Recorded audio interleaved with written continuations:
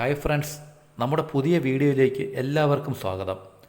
നമ്മളെല്ലാവരും ഉപയോഗിക്കുന്ന ഒരു വസ്തുവാണ് തേങ്ങ. തേങ്ങ നമുക്ക് ഒഴിച്ചുകൂടാൻ പറ്റാത്ത ഒരു വസ്തുവാണ്. നമുക്ക് കുറഞ്ഞത് ഒരു ദിവസം ഒരു തേങ്ങയെങ്കിലും വേണ്ടിവരും. പണ്ടൊക്കെ എല്ലാ വീടുകളിലും തെങ്ങും കാണും, അതുപോലെ അവയിലെല്ലാം നിറച്ചും തേങ്ങയും കാണും. എന്നാൽ ഇന്ന് തെങ്ങിൻ്റെ സ്ഥാനത്ത് മുഴുവൻ റബ്ബറാണ്, അതുമല്ലെങ്കിൽ കോൺക്രീറ്റ് ബിൽഡിങ്ങുകളും ആണ്.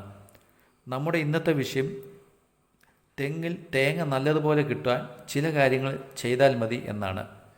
നിങ്ങൾക്ക് ഈ വീഡിയോ ഇഷ്ടപ്പെട്ടാൽ വീഡിയോ ഇപ്പോൾ തന്നെ ഒന്ന് ലൈക്ക് ചെയ്ത് അതുപോലെ ചാനൽ സബ്സ്ക്രൈബ് ചെയ്യാനും മറക്കരുത്. തെങ്ങ് നടുമ്പോൾ ചില കാര്യങ്ങൾ ശ്രദ്ധിക്കണം. പണ്ടുകാലത്ത് ഒന്നും ശ്രദ്ധിച്ചില്ലെങ്കിലും ആ തെങ്ങിലെല്ലാം നല്ല വിളവ് കിട്ടിയിരുന്നു. നമ്മൾ തെങ്ങിൻ തൈ നടുമ്പോൾ കുള്ളൻ തെങ്ങിൻ തൈ നട്ടാൽ 3 വർഷം കഴിയുമ്പോൾ കായ്ക്കുവാൻ തുടങ്ങും. നാടൻ ഇനത്തിൽപ്പെട്ട തെങ്ങിൻ തൈ നട്ടാൽ 7 വർഷമെങ്കിലും വേണം അതിൽ നിന്ന് നമുക്ക് വിളവ് കിട്ടുവാൻ. തെങ്ങിൻ തൈ നടുമ്പോൾ 3 അടി എങ്കിലും താഴ്ചയുള്ള കുഴിയെടുത്ത് അതിൽ തെങ്ങിൻ തൈ നടണം. ചില ആളുകൾ പറയും 3 അടി താഴ്ചയൊന്നും വേണ്ട, തെങ്ങിൻ തൈ സാധാരണ നമ്മൾ മറ്റുള്ള തൈകൾ നടുന്നത് പോലെ നട്ടാൽ മതി എന്നൊക്കെ.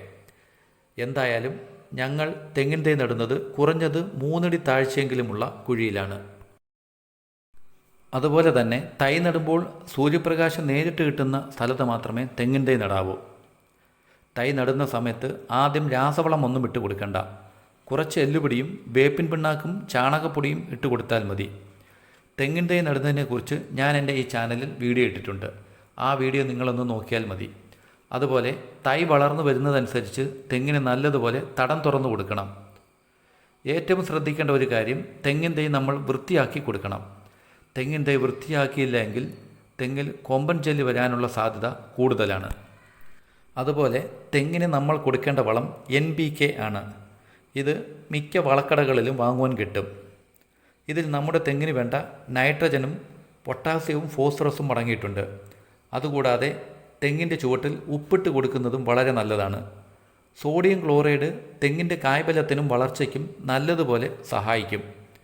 ഈ വളങ്ങൾ ഇട്ട് കൊടുക്കുമ്പോൾ തെങ്ങിൻ്റെ ചുവട്ടിൽ നിന്ന് ഒരടിയെങ്കിലും അകലത്തിൽ വേണം വളം ചെയ്യുവാൻ. ജൈവവളങ്ങൾ ഇട്ട് കൊടുക്കുന്നതും വളരെ നല്ലതാണ്. ശീമക്കൊന്നയുടെ ഇല ഇട്ട് കൊടുക്കുന്നതും വളരെ നല്ലതാണ്. ഈ ശീമക്കൊന്നയുടെ ഇലയിൽ നൈട്രജൻ ധാരാളമായി അടങ്ങിയിട്ടുണ്ട്. വേനൽക്കാലമാകുമ്പോൾ തെങ്ങ് നല്ലതുപോലെ നനച്ചു കൊടുക്കണം.